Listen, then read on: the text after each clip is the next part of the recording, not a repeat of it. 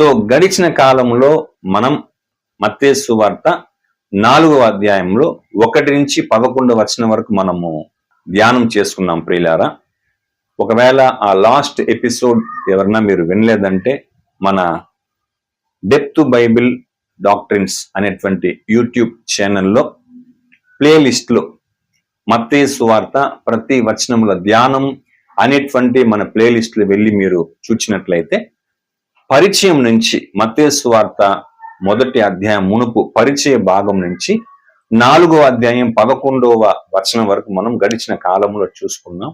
మీరు మరి మన యూట్యూబ్లో వెళ్ళి ప్లేలిస్ట్లో వెళ్ళి, ఇది కూడా ఒక ఎట్లయితే జడ్జెస్ కూడా ఒక ప్లేలిస్ట్లో ఉంది, యెహోషువ గ్రంథం ప్లేలిస్ట్లో ఉంది, ఇవన్నీ వర్స్ బై వర్స్ స్టడీ.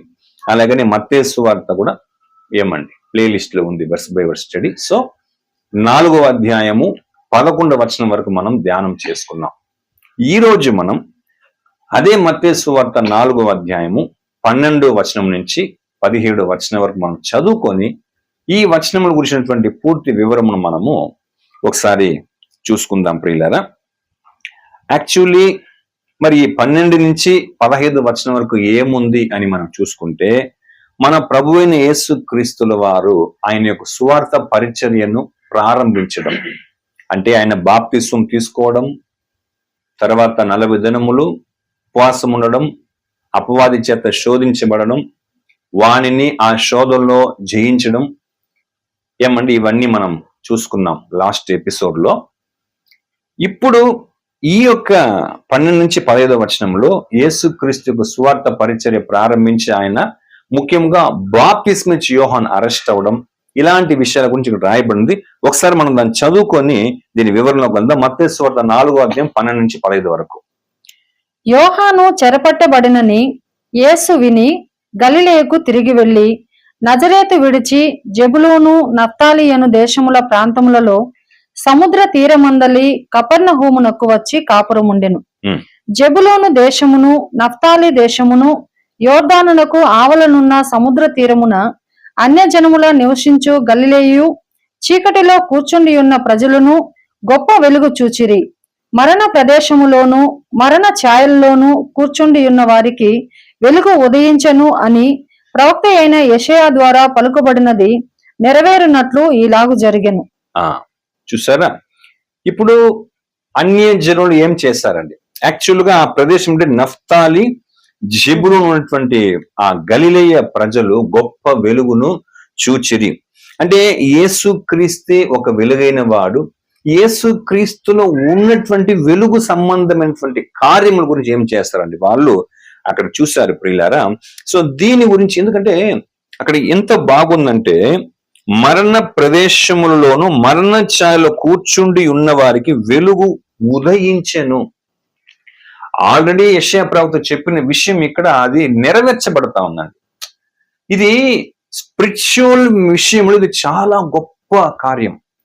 బాగా థింక్ చేయండి. మనం కూడా అన్ని జనులుగా విగ్రహారం చేసేటప్పుడు గాఢాంధకారమైన జీవితం ఉన్నప్పుడు మన జీవితంలో మనం ఒక్కొక్కరి జీవితంలో యేసు ప్రభువుల వారి గురించి సువార్త మనం గ్రహించి మనం పరిపూర్ణంగా మారు మనసు పొందిన ఆ దినం ఎలాంటిది, ఎంత గుడ్ ఎక్స్పీరియన్స్ అండి అది. సో అదే పరిస్థితి అట్ ఏ టైం ఏం చేస్తారంటే ఆయా ప్లేస్ లో ఉన్నటువంటి పట్టణస్థులు వాళ్ళు కలిగారంట.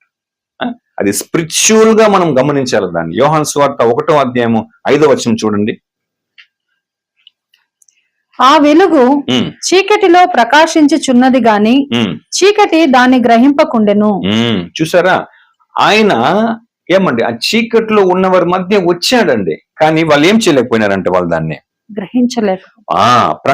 ఆ వెలుగు చీకటిలో ప్రకాశించున్నది కానీ చీకటి దానిని గ్రహింపకుండెను. వాళ్ళు దాన్ని గ్రహించలేదు, అర్థమే చేసుకోలేదండి. ఆయన ఎంత గొప్పవాడు, ఆయన ద్వారా వచ్చిన స్పీచ్ ఎలాంటిది. నెక్స్ట్ చదవండి 6 నుంచి 8. దేవుని యొద్ద నుండి పంపబడిన ఒక మనుష్యుడు ఉండెను, అతని పేరు యోహాను.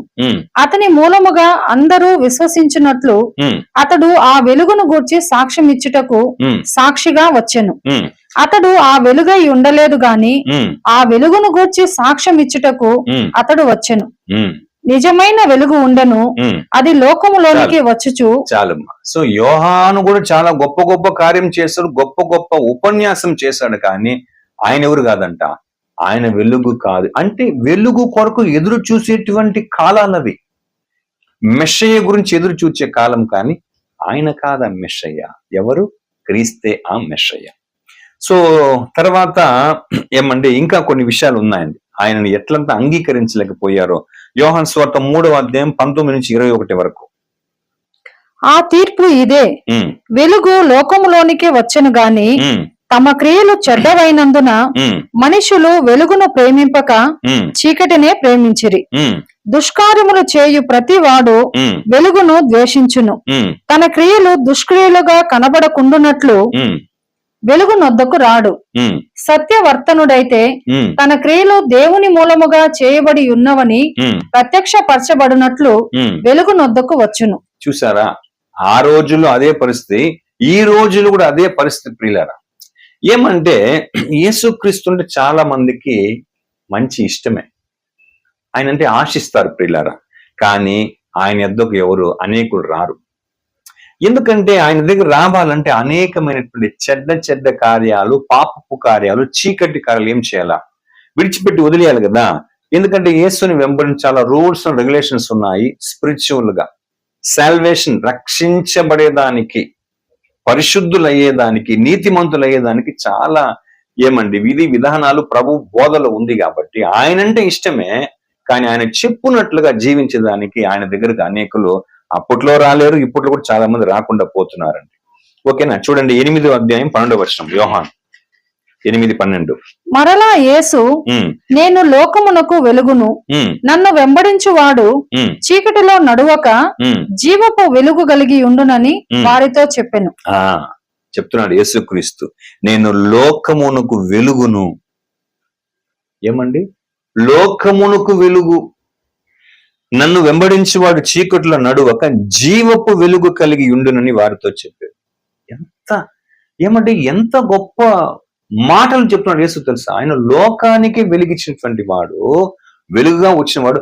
ఆయన ఎవరైతే వెంబడిస్తారో వాళ్ళు చీకట్లో నడవరంట, జీవపు వెలుగు కలిగి నడుస్తారంటే ఆ ఫాలోయింగ్ లైఫ్ అన్నది, ఆయన వెంబడించే జీవితం అన్నది నిత్య జీవాన్ని సంపాదించుకునేటువంటి స్థితికి వస్తారండి.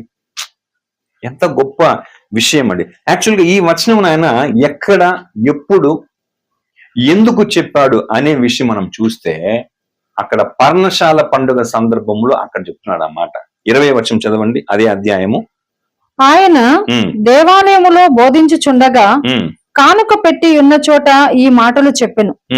ఆయన గడియ ఇంకనూ రాలేదు గనుక ఎవడునూ ఆయనను పట్టుకొనలేదు. సో దేవాలయంలో ఆయన చెప్తున్నాడు పర్ణశాల పండుగ కాలంలో, అంటే ఎక్కువగా ఈ దీపములు అంతా వెలిగించి చెప్పేటువంటి, అట్లా దాన్ని వెలిగించి సంతోషించేటువంటి ఒక మూమెంట్ అది.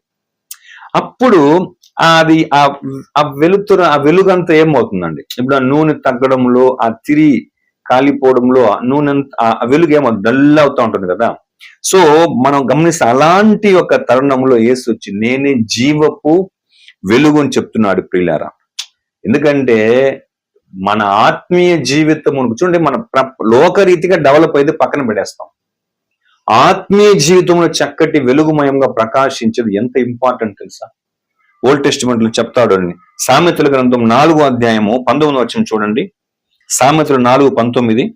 భక్తిహీనుల మార్గము గాఢాంధకారమయము, తాము దేని మీద పడునది వారికి తెలియదు. చూసారా, చూడండి, అట్లా యెహోవాని కానీ న్యూ టెస్టిమెంట్ లో యేసుని కానీ భక్తితో ఆయనను వెంబడించకుండా ఉండే జీవితం గాఢాంధకారమయం. 18వ వచనము, పట్ట పగులగు వరకు వేకువ వెలుగు తేజరిల్లునట్లు నీతిమంతుల మార్గము అంతకంతకు తేజరిల్లును. అది నీతిమంతుల మార్గము అంతకంతకు. అలా లేదనుకోండి, ఇప్పుడు లోకం ఎలాగైతే చీకట్లో ఉంటుందో, దేవుని పిల్లలు డెవలప్ అవ్వకపోతే స్పిరిచువల్ గా అలాగే ఏమైపోతారండి, భక్తిహీనులుగా గాఢాంధకారంలో ఉండిపోతారు. నెక్స్ట్ మత్తయి సువార్త 6వ అధ్యాయం 23వ వచనము. మత్తయి 6:23. నీ కన్ను చెడినదైతే ఉమ్, నీ దేహమంతయు చీకటిమయమై ఉండును. ఉమ్, నీలోనున్న వెలుగు ఉమ్, చీకటి ఉండిన ఎడల ఉమ్. ఆ చీకటి ఎంతో గొప్పది. చూసారా, నీ కన్ను చెడినదెత్తి నీ దేహమంతయు చీకటిమయమై అయిపోతుందండి. అంటే మనలో ఉన్న వెలుగు చీకటి అయిపోతే ఆ చీకటి గొప్పదంటే ప్రశంసించేది కాదు, అదే మన పతనానికి పెద్ద విషయంగా టర్న్ అయిపోతుందని ప్రభు ఒకటి చెప్తున్నాడు. కాబట్టి చీకటి అంటే ఏమండి? పాపము, అవినీతి, అన్యాయము, నిజాయితీ లేని తత్వము, యథార్థత లేని జీవితము, అజ్ఞానం. ఓకేనా? సో ఇలాంటి విషయములలో మనల్ని పూర్తిగా ముంచి మనల్ని నాశనంలోనికి తీసుకుని వచ్చేస్తుంది చీకటి గల జీవితం. కాబట్టి వెలుగుగా ఉండాల్సినటువంటి మన జీవితంలో అఫ్ కోర్స్ చీకటి వస్తే, చీకటి ఎక్కువగా ప్రబలితే, చీకటినే పూర్తిగా నింపబడితే అది మనకు చాలా అపాయం అండి. కాబట్టి ఈ యొక్క చీకటి అంతా ఎక్కడి నుంచి వస్తుంది? ఎవరిలోంచి వస్తుంది? దేంట్లో నుంచి వస్తుంది? ఎందుకంటే దాన్ని తొలగించేదానికే ప్రభు ఈ లోకానికి వచ్చాడు ఉంది. అప్పుడు ఆల్రెడీ ఉన్న చీకటికి గల ఫ్రమ్ అడ్రస్ ఏదండి? చూడండి, లూకా సువార్త 22వ అధ్యాయం 53వ వచనం. లూకా 22:53. నేను అనుదినము మీ చెంత దేవాలయములో ఉన్నప్పుడు మీరు నన్ను పట్టుకొనలేదు. అయితే ఇది మీ గడియయు అంధకార సంబంధమైన అధికారమును అనెను. అదండి. ఓకేనా? సో ఇది అంధకార సంబంధమైన అధికారం అంటే చీకటి గల కార్యములంతా అఫ్ కోర్స్ మనం ఉన్నాం అనుకోండి, చీకటి సంబంధమైన అధిపతి యొక్క అండర్లో మనం ఉన్నామన్నది మనకు వాక్యంలో చాలా స్పష్టముగా ఏమండి మనకు తెలియవస్తుంది ప్రియులారా. ఇంకా కొన్ని విషయాలు మనం చూస్తే చూడండి, కొరింథీయులకు రాసిన 2వ పత్రిక 4వ అధ్యాయం 5వ వచనం. 2 కొరింథీ 4:5 చూడండి. అంధకారములో నుండి వెలుగు ప్రకాశించును గాక అని పలికిన దేవుడే తన మహిమను గూర్చిన జ్ఞానము యేసుక్రీస్తునందు వెల్లడిపరచుటకు మా హృదయములలో ప్రకాశించను గనుక మేము మమ్మును గూర్చి ప్రకటించుకొనుట లేదు గాని. చాలమ్మా, ఏమండి? అంధకారముల నుండి వెలుగు ప్రకాశించును గాక అని పలికిన దేవుడే తన మహిమను గూర్చిన జ్ఞానము యేసుక్రీస్తునందు వెల్లడిపరచుటకు. ఎందుకంటే చూడండి, ఓవైపు యేసు ప్రభు ఈ లోకానికి రాకమునుపు లోకము ఎప్పటి నుంచో చీకట్లో ఉంది. మరోవైపు దేవుని జనాంగమైన ఇజ్రాయేలీలు కూడా ధర్మశాస్త్ర సంబంధమైన క్రియలతో జీవించకుండా దేవునికి చాలా దూరంగా అయిపోయారు పిల్లారా. అటువంటప్పుడు దేవుడు ఏం చేశారు? తన ప్రియ కుమారుని లోకానికి పంపించి ఆ ఇజ్రాయేలుల మధ్యలో వెలుగును నింపాడండి. అంధకారములో నుండి వెలుగు కలుగును, వెలుగు ప్రకాశించును గాక అని పలికిన దేవుడే తన మహిమను గూర్చిన జ్ఞానం యేసుక్రీస్తు వెల్లడిపరచుటకు. కాబట్టి ఆ నప్తాలి, జెబూలూను అనే ప్రాంతంలో మరణ ఛాయలో ఉన్నవారు వెలుగును చూసారంటే అది నేనదే ఫస్ట్ చెప్పిన, అది స్పిరిచువల్ గా వాళ్ళు ఏం చేశారండి, ఒక వెలుగును వాళ్ళు చూచారు ప్రియులారా. సో దీనికి సంబంధించి ఏమంటే నెక్స్ట్ దాని ముందర వచనమే ఉంది. ఆ 4వ వచనంలో ఏముందంటే, ఏమండి చీకటి అంటే సాతాను. వాడేం చేస్తానండి? అందరి మనోనేత్రములకు గ్రుడ్డితనం కలుగజేస్తాడు. సో అలా గ్రుడ్డితనము కలుగజేసినటువంటి వాళ్ళ నుంచి ఏం చేశాడండి? యేసుక్రీస్తు వచ్చి ఆయన బోధించిన ఆ సువార్త ప్రకాశమానం ఏమైంది? అది ప్రకాశించుకుంది. కొంచెం ప్రాక్టికల్ గా థింక్ చేయండి. అదే సైతాన్ని మన మనోనేత్రం గుడితనం చేసినప్పుడు మనం ఎంతంత విగ్రహారాధన చేసి అర్థము లేనటువంటి కార్యకలాపాల్లో మునిగి ఉన్నాం. ఎప్పుడైతే దేవుడు కనికరించి మన మనోనేత్రాన్ని తెరచాడో క్రీస్తును గూర్చిన సువర్తమాన ప్రకాశం ఏమైందండి? మనకు ప్రకాశించినప్పుడు ఇప్పుడు మనం అంత అజ్ఞానంలో ఉంటున్నామా? అలాంటిదే జరిగింది అక్కడ ఉన్నటువంటి ఏమండి గలిలయ ప్రాంతంలో అదే జరిగింది ప్రియులారా. రెండోది చూడండి ప్రియులారా, not only speech and doctrines అంటే ఆయన బోధనను మాత్రమే వినడం కాదు, రెండవదిగా ఏదో ఏమండి కొన్ని అద్భుతమైనటువంటి కార్యాలు మాత్రం ప్రభు ద్వారా చేయబడడం కాదు, కానీ వాళ్ళు ఉన్న పాపపు కార్యములే తొలగించబడే కార్యాలు జరిగినాయి. చూడండి, ఎఫెసీ పత్రిక 5వ అధ్యాయం 11వ వచనం చూడండి. ఎఫెసీ 5:11 ఏముంది? నిష్ఫలమైన అంధకార క్రియలలో పాలివారయుండక వాటిని ఖండించుడి. ఏలయనగా చూసారా, నిష్ఫలమైన అంధకార క్రియలో పాలివారయుండక. యేసు ఎవరి జీవితంలో లేదో వాళ్ళ జీవితం అంధకారంలో ఉంది. ఓకేనా? సో అలాంటి వాళ్ళలో దేవుడు ఎదురు చూచే ఫలం చూడలేం.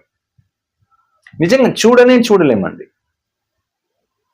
ఒక్కొక్కడు అంధకారంలో ఉంటే వాడిని బిహేవింగ్ ఎలా ఉంటుంది తెలుసా? చాలా నిజంగా ఈరోజు మనం కొన్ని విషయాలు మనం చూడలేకపోతున్నాం. ఈ సమీప కాలంలో మనం వింటున్న ఒక్కొక్క న్యూస్ చూడండి మీరు. ఒక 8వ క్లాస్ చదివే అమ్మాయిని 10వ క్లాస్ చదివే పిల్లలు వెళ్ళి చెడిపేసి చంపేస్తున్నారు. ఎంత ఘోరమైనటువంటి కార్యం. అదే చెప్తున్నారు, 7 మంది అన్నదమ్ములు తన సొంత చెల్లెలనే చంపి నరికి తినేశారంట. ఒక తల్లి తన బిడ్డనే చంపి నరికి తినేసింది. ఇంటర్నేషనల్ న్యూస్ మీరు వినుంటారు. క్రైస్తవ దేశంలో అది కూడా. ఒక తల్లి తన బిడ్డని 14 నెలల బిడ్డను 16 నెలల బిడ్డ అనుకుంటాను ఉయ్యాల్లో పడుకోబెట్టి 8 రోజులు టూర్కి వెళ్ళిపోయింది. ఆ బిడ్డకి పాలు లేకుండా, ఆహారం లేకుండా మరలా తిరిగి వచ్చి చూస్తే ఉయ్యాల్లో బిడ్డ స్పృహ లేకపోయింది. నార్మల్ గా డాక్టర్ని ఫోన్ చేసి పిలిపించి చూస్తే బిడ్డ చనిపోయింది. 8 రోజులు టూర్కి వెళ్ళింది, ఉయ్యాల్లో బిడ్డను పడుకోబెట్టి. సో ఇవన్నీ మీరు చూడండి. ఇప్పుడు ఇవన్నీ ఏమండి? అంధకార క్రియలు, అంధకారమైనటువంటి మనస్సులో కనీసం మనసాక్షి లేదు ప్రియులారా. ఇప్పుడే మా బాబు ఒక మాట ఒక వీడియో చూపించాడు. బెంగళూరులో అంట ఒక పీజీలో లేడీ హాస్టల్లో ఒక వ్యక్తి, గుర్తు తెలియని ఒక వ్యక్తి వచ్చి ఆ లోపలికే లేడీస్ హాస్టల్లో చొరబడి ఆ అమ్మాయిని బయటకు లాగి పీక కోసేశాడు. 5 minutes లో మొత్తం ఒక జీవము పోయింది. ఒక్కడు ఇంకొకరిని ఎలా చంపగలుగుతాడండి? ఇవన్నీ ఏం కార్యాలు? ఇవన్నీ అంధకారమైన కార్యాలు.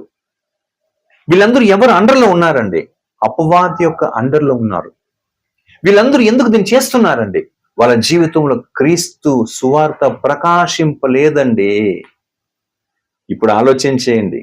మనం క్రిస్టియనే చాలా కాలం అయింది కాబట్టి దాని ఎఫెక్ట్, దాని డిఫరెంట్ మనకు తెలియకుండా పోవచ్చు. బట్ యేసు ద్వారా వచ్చిన వెలుగు అది ఎంత గొప్పది.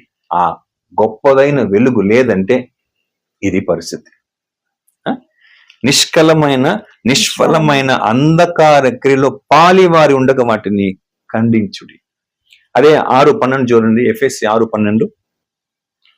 ఏలయనగా మనము పోరాడునది శరీరులతో కాదు గాని ప్రధానులతోనూ అధికారులతోనూ ప్రస్తుత అంధకార సంబంధులకు లోకనాథులతోనూ ఆకాశ మండలమందున్న దురాత్మల సమూహములతోనూ పోరాడుచున్నాము. ఏమండి క్లియర్ అవుతుంది చూడండి.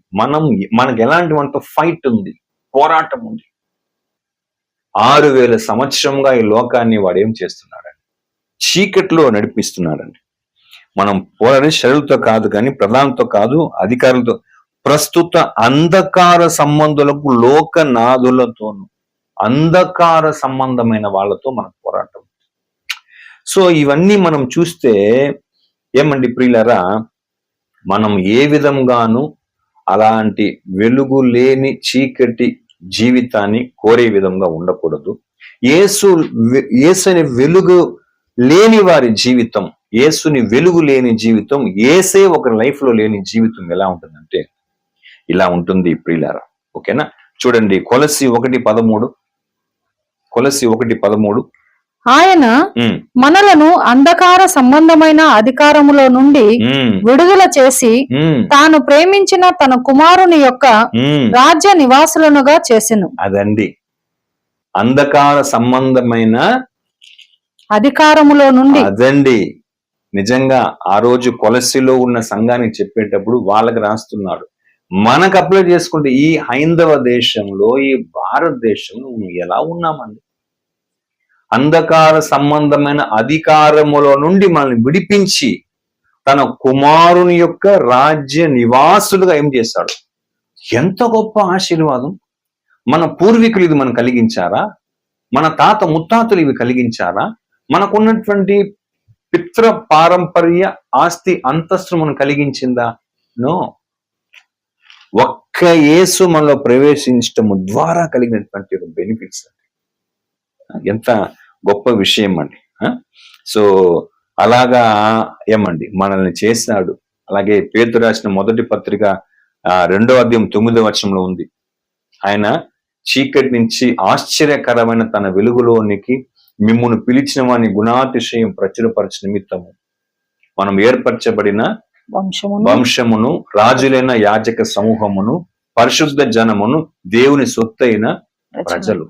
ఎంత ఒక బెనిఫిట్స్ అండి, మన స్పిరిచువల్ బెనిఫిట్స్, దైవీకమైనటువంటి యొక్క ఆశీర్వాదములకు దేవుడు ఏం చేస్తాడు? ఎలాంటి వారికి ఇచ్చాడు? చీకటి నుండి ఆశ్చర్యకరమైన వెలుగులోనికి. కాబట్టి యేసు ద్వారా వచ్చిన వెలుగు ఈ భూమిలో పాపము చేయకుండా ఉండేది మాత్రమే కాదండి, దీనికి ఎన్నో రెట్లు ఎక్కువగా హై కాలింగ్ ఉన్నతమైనటువంటి ఆశీర్వాదం పొందే ఒక పరిస్థితి ఆ రోజుల్లో ఎవరికి వచ్చిందండి? నఫ్తాలి, జెబులూను అనేటువంటి ప్రాంతముల వారికి ఒక ఇన్విటేషన్ వెళ్ళిందండి. ఈ యొక్క ఆహ్వానం వెళ్ళింది. ఇంత చదువుతున్నామే మనం, ఎన్నో చదవచ్చు ఇంకా మనం, ఓకేనా? సో ఒక ఏమండి, ఆ లోకములో ఇంత డార్క్నెస్, ఇంత చీకటి ఉంది, ఆత్మీయ విషయంలో చీకటి ఉంది, నీతి లేని విషయంలో చీకటిలో ఉంది. సో ఈ రీతిగా లోకము దాని నుంచి మార్పు పొందనల్లక ఉంది. ఈ రోజు కూడా మీరు చూడండి, ఎందుకు ఇన్ని జరుగుతా ఉంది లోకంలో, వాటి నుంచి వాళ్ళ వల్ల విడిపించబడి రాలేకపోతున్నారు. కారణం యేసు అనే ఆ వెలుగైన వాడు వారి జీవితంలో లేకపోవటం చేత. చూడండి, రోమా పత్రిక 1వ అధ్యాయము 22-23 వచనం చూడండి. రోమా 1:22-23. వారి అవివేక హృదయము అంధకారమయమాయను గనుక తాము జ్ఞానులమని చెప్పుకొనుచు బుద్ధిహీనులైరి. వారు అక్షయుడగు దేవుని మహిమను క్షయమగు మనుషుల యొక్కయు, పక్షుల యొక్కయు, చతుష్పాద జంతువుల యొక్కయు, పురుగుల యొక్కయు ప్రతిమా స్వరూపముగా మార్చిరి. చూసారా అండి, ఒక్క వెలుగు లేదంటే వాళ్ళ లైఫ్ లో ఎంత దౌర్బల్యమునకు వారు దిగజారిపోతున్నారండి. ఎంత బాగా చెప్తున్నారండి, వారి అవివేక హృదయము అంధకారమయమాయను. ఒకడు ఎప్పుడు అంధకారంలో ఉంటాడో వాడు, వెలుగు ఎవరిలో లేదు, వాడు అవివేకి. వాడు చేసేది కరెక్టా రాంగా అని కూడా గెస్ చేయలేడు పిల్లరా. లోకరీతిగా గొప్ప జ్ఞానిగా ఉండొచ్చు, కానీ వాని స్థితి ఎలా ఉంటుందంటే ఇక్కడ చెప్తున్నాడు, తాము జ్ఞానులమని చెప్పుకొనొచ్చు బుద్ధిహీనులైరి. వాళ్ళు గొప్పగా ప్రగల్భాలు పలుకుతారు, మేము జ్ఞానులమని. వాడు దేంట్లంతా జ్ఞానిగా అనుకుంటాడు, వాడు అన్నిట్లోనూ బుద్ధిహీనుడు. ఎట్లాగా? వారు అక్షయుడగు దేవుని మహిమను క్షయమగు మనుషుల యొక్కయు, పక్షుల యొక్కయు, చతుష్పాద జంతువుల యొక్కయు, పురుగుల యొక్కయు ప్రతిమా స్వరూపముగా మార్చిరి. దేవునికి చెల్లించవలసినటువంటి మహిమను వీరికి ఏం చేస్తున్నారండి? వాళ్ళు చెల్లిస్తున్నారండి. ఏం కారణము? వారి అవివేక హృదయము అంధకారమయమాయను. ఓకేనా? సో అందువల్ల వాళ్ళు దేవుడిని మతించకుండా, దేవుడిని మహిమపరచకుండా, వాళ్ళలో ఆ అవివేకము, అసత్యము, ఇచ్చలు, అనీతి, సో ఇవన్నీ ఏమని చూస్తే పాపము. ఇదంతా దేనికి? వాళ్ళు చీకట్లో ఉన్నారు కాబట్టి యేసుని వాళ్ళు చూచినప్పుడంట మరణ ఛాయలో ఉన్నవారు గొప్ప వెలుగును చూశారంటే, ఆ చూసిన తర్వాత, ఆయన బోధ నొందిన తర్వాత వాళ్ళ లైఫ్ ఎలా ఉంటుందండి? భయంకరమైన పాపిగా ఉంటాడు వాడు. ఆ పాపము నుంచి పశ్చాత్తాపడి పాపము చేయకుండా అజ్ఞానంతో ఉండి ఉంటాడు. వాడు అజ్ఞాన క్రియల నుంచి దూరమై జ్ఞానిగా అయి ఉంటాడు. ప్రశాంతత లేని జీవితంలో దుఃఖస్థానం మునిగి ఉంటాడు. వారు చాలా నెమ్మదితో, నిరీక్షణతో కూడినటువంటి జీవితంలో ఉండి ఉంటారు పిల్లలు. యాక్చువల్లీ అందుకే మీరు చూస్తే ఆ మూమెంట్ ఎలాంటిదంటే, మీరు చూడండి మలాకి గ్రంథంలో చక్కగా చెప్తాడు ఆ మూమెంట్ అండి. యేసు ప్రభు రావాల్సిన మూమెంట్ ఎలాంటిదో మలాకి గ్రంథం 4వ అధ్యాయము 2వ వచనం చదవండి. మలాకి 4:2. అయితే ఉమ్, నా నామమందు భయభక్తుల గలవారగు మీకు ఉమ్. నీతి సూర్యుడు ఉదయించును. అదండి, అని రావాలా. ఆ మూమెంట్ చాలా దౌర్భాగ్యంగా ఉంది ప్రియులారా. యూదుల మూమెంట్ అప్పుడు, కాల పరిస్థితులు, వాళ్ళకి ఎవరు రావాలా? నీతి సూర్యుడు రావాలా ప్రియులారా. ఓకేనా? సో ఆ రీతిగా ప్రభు వచ్చాడు. చూడండి మత్తయి 4:13 నజరేతు విడిచి ఏమండి జెబులూను నఫ్తాలి అను దేశముల ప్రాంతములో సముద్ర తీరమందులి కపెర్నహూమునకు వచ్చి కాపురం ఉన్నాడు యేసు ప్రభు. ఓకే, జెబులూను దేశమును నఫ్తాలి దేశమును యోర్దానుకు ఆవలున్న సముద్ర తీరమున అన్యజనులు నివసించు గలిలయు చీకట్లో కూర్చుండి ఉన్న ప్రజలను గొప్ప వెలుగును చూచిరి. ఇప్పుడు అర్థమైందండి. మనం చదువుకుంటే వెళ్ళిపోతాం, బట్ ఏమండి గొప్ప వెలుగు? ఎంతమంది జీవితంలో సాతాను ఉన్నాడు, అంధకార క్రియలు ఉన్నాయి, అవివేకము, బుద్ధిహీనత, పాపము, ఇవన్నిట్లో మునిగి ఉన్నటువంటి ప్రజలకు ఆయన వచ్చాడు, ప్రత్యక్షమయ్యాడు. మరణ ప్రదేశంలోను మరణ ఛాయలను కూర్చుండి ఉన్న వారికి వెలుగు ఉదయించెను. వాళ్ళకి నీతి సూర్యుడుగా యేసు ఏమైనాడు? వచ్చి వాళ్ళకి ప్రకాశించాడు. ఓకేనా? సో ఇప్పుడు మనం గమనిస్తే ఈ మత్తయి సువార్త 4వ అధ్యాయంలో మనం ఏమేమంతా చూడొచ్చు. ఆయన ఫాస్టింగ్ ఉంటాడు, 40 days ఉపవాసం ఉంటాడు.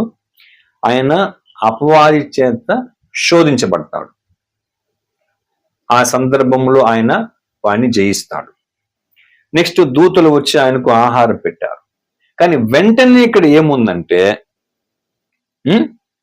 11వ అంతటా అపవాది ఆయన విడిచిపోగా ఇదిగో దేవదూతలు వచ్చి ఆయనకు పరిచర్య చేసిరి.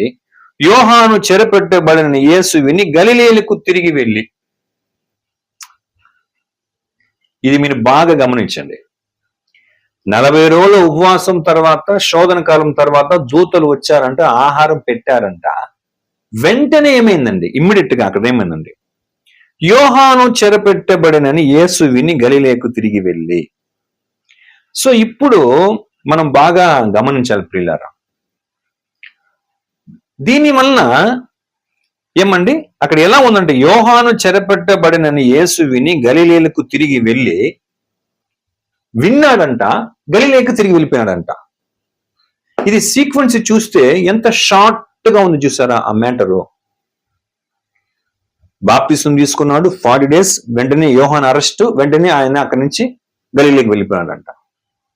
కానీ దీని మధ్యలో చాలా కార్యం జరిగింది, చాలా దినములు ఉంది. అది ఇక్కడ మత్తయి ఏం చేయలేదు, దాన్ని ఆయన ఇక్కడ మెన్షన్ చేయలేదు ప్రియులారా. ఓకేనా? సో ఇది మనం బాగా గమనిస్తే 11 దాకా దూతల పరామర్శన ఉంది. 12వ వచనంలో యేసు అరెస్ట్ అంటే ఏమండి, బాప్తిస్మిచ్చు యోహాను అరెస్ట్ అంటే, ఇక్కడ బాప్తిస్మిచ్చు యోహాను ఎంతో పరిచయం చేశాను ఉంది కదా, ఎంతో పరిచయం చేశాడు. ఆయన కూడా యేసులాగా శిష్యులు ఉన్నారు. ఓకేనా? అదే యోహాను వెళ్ళి తన శిష్యులకి యేసు గురించి పరిచయం చేస్తాడు కదా, ఆయన గురించి విట్నెస్ చేస్తాడు కదా. మరి అవన్నీ ఇక్కడ రాయలో చూసారు మీరు. అది ఏమండి ఆ కంటిన్యూషన్ సిచ్యువేషన్ కూడా మనం ఏం చేయాలండి, గ్యాప్ పీరియడ్ జరిగిన వాటిని కూడా మనము బాగా అర్థం చేసుకోవాలి. ఇక్కడైతే వెంటనే జరిగినట్టుగా ఉంది, అది మనం బాగా గుర్తించాలి ప్రియులారా. ఓకేనా? ఇక్కడ దీని గురించి మనము యోహాను సువార్తలో ఉంది ప్రియులారా. ఈ మధ్యలో ఎక్కడ మీరు గుర్తించాలా, దూతలు వచ్చి ఆయన పరామర్శించిన వెంటనే యోహాను చెరసాలు వేసే మధ్యలో జరిగినవన్నీ ఎక్కడుందంటే, యోహాను సువార్త 1వ అధ్యాయం 19 నుంచి యోహాను సువార్త 4వ అధ్యాయం 42 వరకు చాలా కార్యం జరిగింది. మత్తయి ఇక్కడ దీన్ని ఏం చేయలే, ఆయన మెన్షన్ చేయలే. ఓకేనా? సో ఇక్కడ యాక్చువల్లీ ఏం జరుగుతుంది మీకే తెలుసు కదా.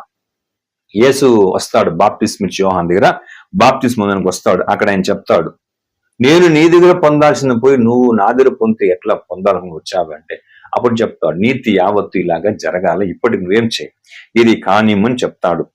ఓకేనా? తర్వాత ఆయన బాప్తిసం తీసుకుంటాడు, అరణ్యమునికి వెళ్ళిపోతాడు. తర్వాత యేసుని యోహాను ఏం చేస్తాడు, పబ్లిక్ ప్రజలకి ఏం చేయడం, పరిచయం చేస్తాడు. ముఖ్యంగా శిష్యులకు ఏం చేస్తాడు ఆయన యోహాను. ఇవన్నీ ఉంది, ఇవన్నీ ఇక్కడ ఏం లేదండి, రాయలేదు. దీని మత్తేయు, మార్కు, లూకా వీళ్ళు ముగ్గురు రాయలేదండి, కానీ యోహానులో రాయబడింది. యోహాను సువార్త 1వ అధ్యాయం 19వ వచనం చదవండి. యోహాను 1:19. నీవెవడవని అడుగుటకు యూదులు యెరూషలేము నుండి యాజకులను లేవీయులను యోహాను నొద్దకు పంపినప్పుడు అతడిచ్చిన సాక్ష్యం ఇదే. చూసారా, ఆయన ఏమండి యేసును గురించిన ఇప్పుడు నువ్వు బాప్తిస్మం ఎవరు నువ్వు, ఒకవేళ క్రీస్తు ఏమని ఒక డౌట్ వాళ్ళకు ఉంది, ఎవరు అని అడిగినప్పుడు ఆయన ఏం చేసినట్టు ప్రియులారా, యేసును గురించి సాక్ష్యం ఇస్తున్నాడు ఆయన. ఓకేనా. యాక్చువల్లీ మీరు ఒక విషయం గమనిస్తే, యేసుక్రీస్తు 40 రోజులు ఉపవాసం ఉన్న తర్వాత యేసుని యోహాను 3 రోజులు 3 సార్లు అంటే 3 దినములు డే బై డే ఆఫ్టర్ ఏం చేస్తారంటే మార్చి ఆయన్ని చూస్తాడు, చూసి విట్నెస్ చేస్తాడండి. ఇదంతా అక్కడ మనకు లేదండి. ఫస్ట్ డే ఏం చేస్తాడంటే, అదే యోహాను సువార్త 1వ అధ్యాయం 26వ వచనం చూడండి. యోహాను నేను నీళ్లలో బాప్తిసం ఇచ్చుచున్నాను గాని నా వెనుక వచ్చుచున్నవాడు మీ మధ్య ఉన్నాడు, మీరు ఆయన నెరుగరు. ఆయన చెప్పుల వారును విప్పుటకైనను నేను యోగ్యుడను కానని వారితో చెప్పెను. ఇది ఒక రోజు యేసు ప్రభు గురించి ఆయన విట్నెస్ చేసింది. First day. సెకండ్ డే 1వ అధ్యాయం 29వ వచనము. మరునాడు దీని గురించి ముందు ఆయన గురించి చెప్పింది ఒక రోజు, ఇది మరునాడు సెకండ్ డే. మరునాడు యోహాను యేసు తన యొద్దకు రాగా చూచి, ఇదిగో లోక పాపములు మోసుకొని పోవు దేవుని గొర్రెపిల్ల అని చెప్పాడు. తర్వాత ఇంకొక రోజు మళ్ళీ చూస్తాడు, అది 35 నుంచి చదవండి, 35 నుంచి 37 వరకు అదే అధ్యాయం. మరునాడు మరలా యోహానును అతని శిష్యులలో ఇద్దరును నిలుచుండగా అతడు నన్ను చూచుచున్న యేసు వైపు చూచి, ఇదిగో దేవుని గొర్రెపిల్ల అని చెప్పెను. అతడు చెప్పిన మాట ఆ ఇద్దరు శిష్యులు విని యేసును వెంబడించిరి. యేసు వెనుకకు తిరిగి వారు తన్ను వెంబడించుట చూచి, చూసారా ఇక్కడ. సో ఒక్కొక్క రోజు ఒక్కొక్క విషయం చెప్పి ఏం చేస్తున్నాడు ఆయన ప్రజలకు గాని, ముఖ్యంగా శిష్యులకు గాని, తన శిష్యులు యోహాన్ తనకున్న శిష్యుల గురించి ఆయన విట్నెస్ చేస్తున్నాడు. ఇవన్నీ ఎక్కడ లేదండి, ఇవన్నీ మత్తేయులో లేదు. సో ఈ మత్తయి సువార్త 3వ అధ్యాయంలో ఏమండి బాప్తిస్మం గురించి ఉంది. 4th చాప్టర్లో 40 రోజులు ఉపవాసం ఉంది, శోధన ఉంది, తర్వాత ఏంజల్స్ రావడం, తర్వాత యోహాన్ అరెస్ట్ అవడం, ఇవన్నీ ఉంది. ఇది అక్కడ లేదండి. కానీ ఇక్కడ మనం బాగా గమనించాలి ప్రియులరా, సేమ్ అలాగే మనం ఇక్కడ చూస్తున్నాం. ఫస్ట్ యోహాన్లో ఏముంది అని మనం చూస్తే 38 వచనం నుంచి 1వ అధ్యాయంలో 51 వచనం వరకు, అనగా తన శిష్యులు ఏమండి ఆ యేసుకు శిష్యులుగా అంద్రేయ, పేతురు, తర్వాత ఫిలిప్పు, తర్వాత నతానియేలు, వీళ్ళందరినీ తను వెంబడించేదాని కొరకు యేసు పోయి పిలుస్తున్నాడు. ఏది ఈ మధ్య కాలంలో దూతలు వచ్చి యేసుకి పరామర్శించిన తర్వాత ఇవన్నీ జరుగుతా ఉంది. ఈ నలుగురిని వెళ్ళి ఏం చేస్తున్నాడు, యేసు ప్రభు పోయి పిలుస్తున్నాడు. రెండవదిగా మనం గమనిస్తే అదే యోహాను సువార్త 2వ అధ్యాయం 1 నుంచి 11 దాకా ఏముందంటే, కానా అనే ఊర్లో ఒక వివాహం జరుగుతా ఉంది. ఓకేనా. అక్కడికి యేసు ప్రభు వెళ్ళి ఫస్ట్ ఏం చేస్తున్నాడు, ఆయన ఒక గొప్ప మిరాకిల్ చేస్తున్నాడు ఆయన. ఓకేనా. నెక్స్ట్ ఆయన యోర్దాను నుంచి గలిలయకు ఏమండి ఆయన యాక్చువల్ యోర్దాను నుంచి గలిలయకు ప్రయాణమే వస్తున్నాడు అండి. ఎంత టైం పీరియడ్ ఇది. తర్వాత మూడవదిగా మనం గమనిస్తే అదే యోహాను సువార్త 2వ అధ్యాయము 12లో నుంచి కపెర్నహూములకు యేసు ఏం చేసినాడండి, తన సహోదరులతో, తల్లితో, శిష్యులతో కూడా వచ్చి ఆయన అక్కడ కొంతకాలం ఉంటున్నాడు. తర్వాత 4వ పాయింట్గా 13వ వచనంలో యెరూషలేమునకు పస్కా పండుగ కొరకు వస్తున్నాడు ఆయన. తర్వాత 13 నుంచి 25వ వచనం గమనిస్తే అక్కడ ఆ ఆలయంలో వ్యాపారం చేసే వాళ్ళు, తర్వాత రూకలు మార్చే వాళ్ళ గురించి ఆయన ఏం చేస్తున్నాడు, ఖండిస్తున్నాడు. నెక్స్ట్ ఇదంతా యాక్చువల్ గా ఆయన పరిచర్య చేసినటువంటి ప్రారంభ కాలం ఒకసారి ఇలాగా ఖండిస్తున్నాం. అదేలాగా నెక్స్ట్ ఆయన ఆ పరిచయం ముగించేటప్పుడు కూడా మనం గమనిస్తే సేమ్ ఆలయంలో కూడా వ్యాపారం చేసేవాళ్ళు ఆయన గర్దిస్తున్నాడు. ఇక 5వ పాయింట్ మనం చూసేటప్పుడు యోహాను సువార్త 3వ అధ్యాయంలో మనం గమనిస్తే నికోదేము వచ్చి యేసు ప్రభువుని చూసి మాట్లాడడం జరుగుతా ఉంది. ఓకేనా? అది 1 నుంచి 12 దాకా కాన్సెప్ట్ అంతా మనకు తెలుసు. ఇవన్నీ జరిగిన తర్వాత యేసు తన శిష్యులతో పాటు యూదయాకి వెళ్తున్నాడు ప్రియులారా. ఇది 3వ అధ్యాయము 22 నుంచి ఉంది, చూడండి కావాలంటే. యోహాను సువార్త 3:22 చూడండి. అటు తరువాత యేసు తన శిష్యులతో కూడా యూదయ దేశమునకు వచ్చి అక్కడ వారితో కాలము గడుపుచు బాప్తిసం ఇచ్చుచూ ఉండెను. యేసు కూడా ఏం చేశాడండి? శిష్యులతో కూడా యూదయ దేశంలోకి వచ్చి అక్కడ వారితో కాలం గడుపుచు బాప్తిసం ఇస్తూ ఉన్నాడు. తర్వాత 23వ వచనము, సలీము దగ్గరనున్న ఐనోను స్థలమున నీళ్లు విస్తారముగా ఉండెను గనుక యోహాను కూడా అక్కడ బాప్తిసం ఇచ్చుచూ ఉండెను. అక్కడ నీళ్లు ఎక్కువగా ఉంది కాబట్టి అక్కడ యోహాను కూడా, ఎవరండి? బాప్తిసం యోహాను కూడా బాప్తిసం ఇస్తున్నాడు. తర్వాత జనులు వచ్చి బాప్తిసము పొందిరి. యోహాను ఇంకనూ చెరసాలలో వేయబడి ఉండలేదు. చూసారా? ఈ మధ్యలో ఇంత కార్యం జరిగింది, అప్పటికింకా యోహాను ఏం కాలేదంట, అరెస్ట్ కాలేదంట, చెరసాల ఆయన వేయబడలేదు. ఇప్పుడు ఇవన్నీ ఎక్కడ లేదండి, అక్కడ మత్తయిలో ఇవన్నీ కూడా లేదు ప్రియులారా. మధ్యలో ఎంత కార్యం జరుగుతుందని చూడండి. ఈయన పోయి శిష్యులు ఏర్పాటు చేసుకోవడం, ఈయన ఆలయంలోకి వెళ్ళడము, వాళ్ళని గర్దించడం, ఇవన్నీ మిడిల్ మూమెంట్ లో ఆయన వెళ్ళి ఒక పెళ్లికి వెళ్ళి ఏమండి మిరాకిల్ చేయడము, అప్పటికి కూడా అరెస్ట్ కదంట. 6వ పాయింట్గా చూస్తే 4వ అధ్యాయంలో యోహాను సువార్త సమరయ స్త్రీ వచ్చి యేసుని వచ్చి చూసేది, ఆయనతో పాటు మాట్లాడేది, ఇవన్నీ అయిన తర్వాతనే యేసు ఎక్కడికి వస్తున్నాడండి? గలిలయకు వస్తున్నాడు. యోహాను సువార్త 4:43 చదవండి. ఆ 2 దినములైన తరువాత ఆయన అక్కడ నుండి బయలుదేరి గలిలయకు వెళ్ళెను. అది ఓకేనా? అక్కడ వెంటనే అరెస్ట్ అయినాడు, వెంటనే ఆయన గలిలయకు వచ్చినట్టు ఉంది. మధ్యలో బిట్వీన్ కాలం ఇంత జరిగింది. నెక్స్ట్ చూడండి, యోహాను 4:43 చదివినారా? అయిందా? ఇప్పుడు చూడండి. ఇప్పుడు మీరు మత్తయి 4:12 చదవండి. మత్తయి 4:12. యోహాను చెరపట్టబడినని యేసు విని గలిలయకు తిరిగి వెళ్ళే. అదండి, ఇదంతా ఇన్ని కార్యాలు జరిగి యోహాను చెరపట్టబడ్డాడని తెలిసిన తర్వాత యేసు ఏమినాడండి? అక్కడి నుంచి గలిలయకు వచ్చాడు. ఇప్పుడు ఒక విషయం మనం గమనించాలండి. ఏమండి? యోహాను అరెస్ట్ అయినాడండి. అయితే ఇక్కడ మనం బాగా గమనిస్తే ఆయనను గురించినటువంటి పట్టింపు ఈ పరిచయుల తెగవలకి, సద్దుకైల తెగవలకి ఎవరికి కూడా లేదండి. ఓకేనా? ఈయన అరెస్ట్ చేసిన ఒక రకంగా మంచిది అనుకున్నారేమో వాళ్ళు.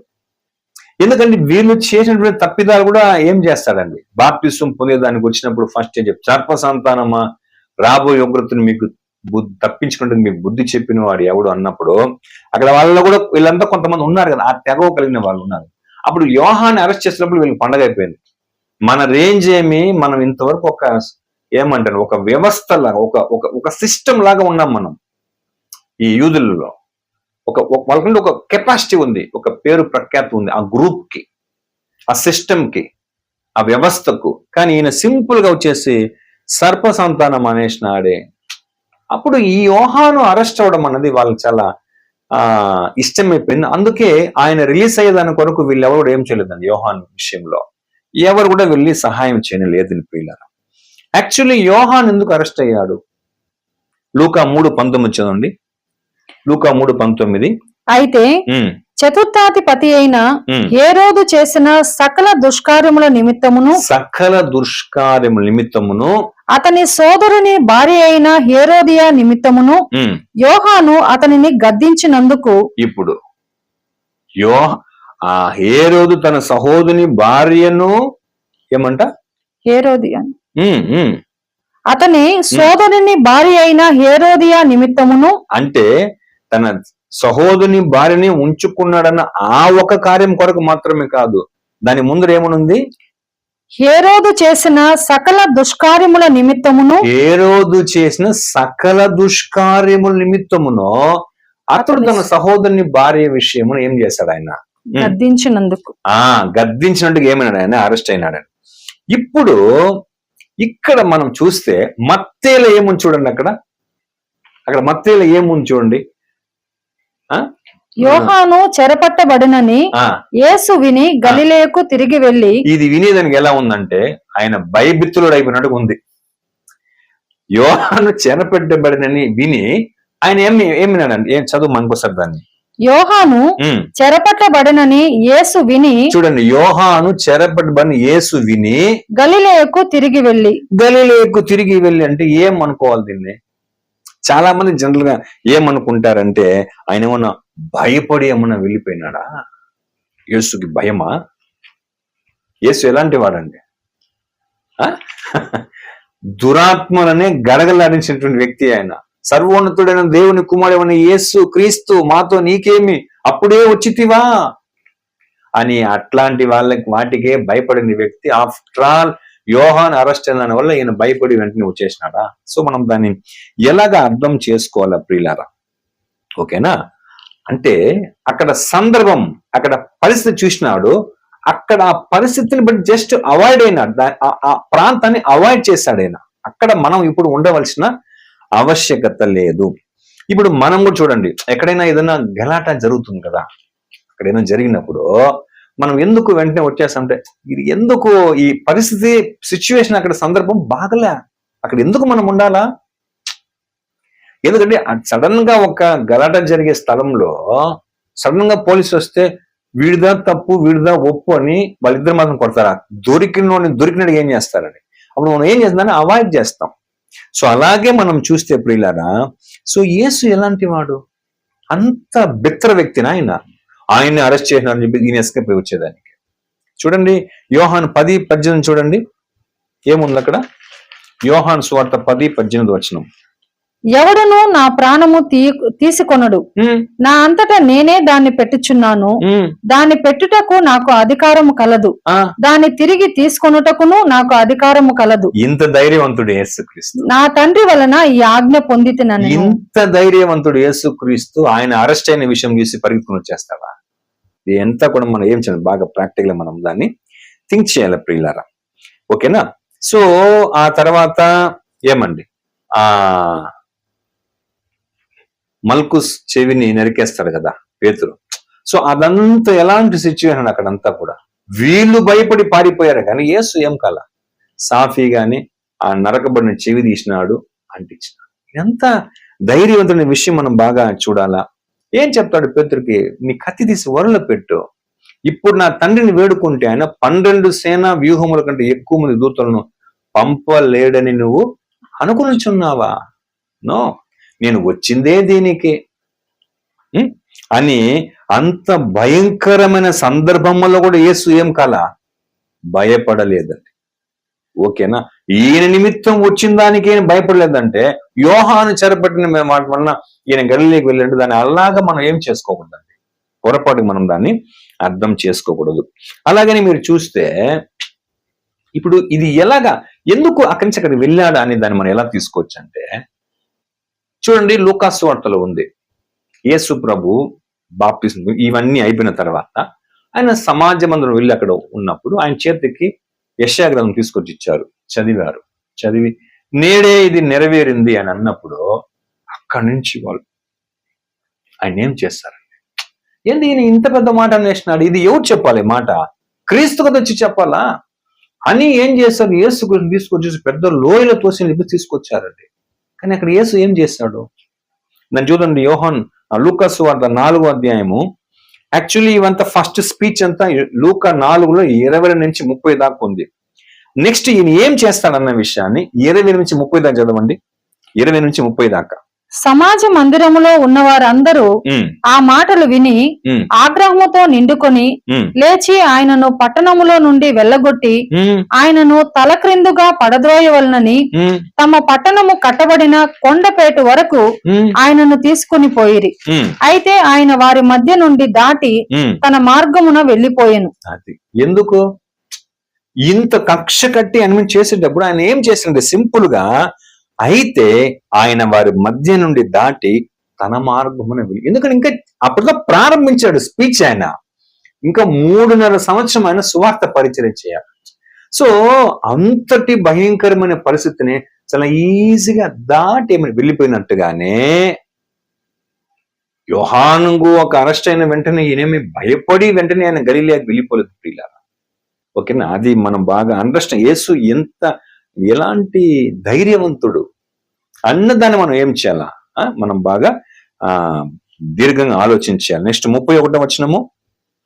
అప్పుడు ఆయన గలిలయలోని కపెర్నహూము పట్టణమునకు వచ్చి విశ్రాంతి దినమున వారికి బోధించుచుండెను. మరలా ఏం చేసిన చూస్తారా, ఫస్ట్ స్పీచ్ ఇచ్చిన దానికే తీసుకొచ్చి లోయలతో అనుకున్న వాళ్ళు అక్కడి నుంచి దాటి వెళ్ళిపోయినాడు.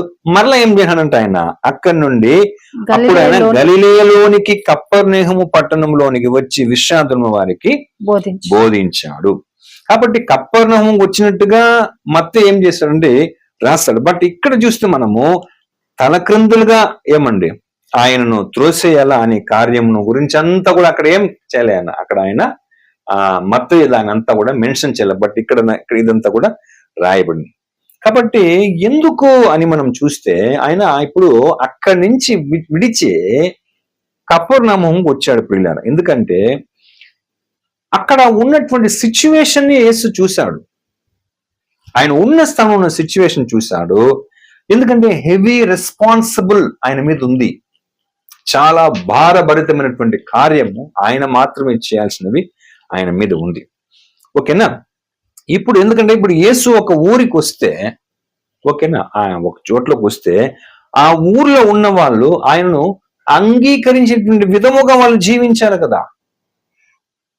ఓకేనా, అది మనం బాగా అర్థం చేసుకోవాలి. ఇప్పుడు ఎగ్జాంపుల్ చూడండి, యేసు క్రీస్తు ఇప్పుడు మన ఇంటికి వస్తాడు అని అనుకోండి.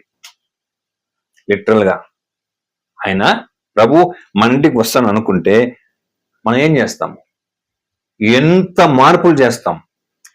మార్పులు అంటే ఇంటికి పెయింటింగ్ చేసేది డెకరేషన్ కాదండి, మన దినచర్య ప్రవర్తనలోనే, లైఫ్ స్టైల్లోనే, జీవిత విధానంలో మనము ఎంత చేంజ్ చేస్తాం ప్రియులారా.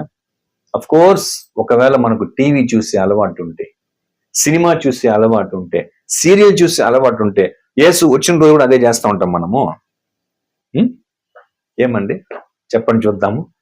లేదా కుటుంబంలో ఆస్తమానం కొట్లాటలు వేసుకొని, జగడాలు వేసుకొని, కోపపడతా తర్వాత ఇల్లు సరిగా ఒక నాగరికతగా పెట్టుకోకుండా ఉండడము, ఎప్పుడు మొబైల్ చూసుకుంటా ఉండడము, స్పోర్ట్స్ గురించి, న్యూస్ గురించి చేయడము, ఇవన్నీ రొటీన్ గా చేస్తూ ఉంటామా? చెయ్యం. ఏం చేస్తాం మనము? అఫ్ కోర్స్ ఇవన్నీ చూడక ఎక్కువగా బైబిల్ చదివినట్టు, ఎక్కువసేపు ప్రార్థన చేస్తున్నట్టు, భార్యాభర్తలు అన్యోన్యతగా ఉన్నట్టు, ఒకరినొకరు ప్రేమించుకున్నట్టు, ఒకరికొకరు లోపడుతున్నట్టు, సో ఇట్లాగా ఎన్ని ఉన్నా కూడా ఆయన వస్తున్నాడు అని అంటేనే ఆ ప్లేస్మెంట్ ఎలా ఉంటుందండి? ఆ రీతి ఉండదు. అలాగనే మనం గమనిస్తే ఇప్పుడు కపెర్నహూమునకు యేసుక్రీస్తు వచ్చాడు. కానీ ఆయన వచ్చినప్పుడు వాళ్ళు ఏం చేసింది, అలా యేసుకి విధేయత ఇచ్చి వాళ్ళు మారుండాలి కదా. అయితే యేసు ఏం చెప్పాడని విన్నాం మనం, కపెర్నహూమా, ఆకాశంనంతా హెచ్చిమబడినదానా, నీవు పాతాళం వరకు దిగిపోయేది. అంటే ఏమంటే ఆయన మాటకు వీళ్ళు ఏం చేయలేకపోయినారండి, విధేయత చూపలేకపోయారు ప్రియ. ఓకేనా, సో ఆ రీతిగా ఆయన ఇప్పుడు మన మత్తయి సువార్త 4వ అధ్యాయంలో 12-13లో ఏం చూసామంటే, యెషయా ప్రవక్త చెప్పినటువంటి విషయం ఆయన వచ్చి అక్కడ నెరవేర్చినటువంటి విషయాన్ని మనం చూస్తున్నాం. ఇక్కడ కొన్ని విషయం మనం చూసాం. నెంబర్ 1, యేసు ద్వారా వాళ్ళు వెలుగును చూశారు. అది ఎంత గొప్ప వెలుగు, ఎంత గొప్ప మార్పు. ఓకేనా, రెండవదిగా యోహాను వెంటనే చెరపట్టినట్టుగా ఉంది.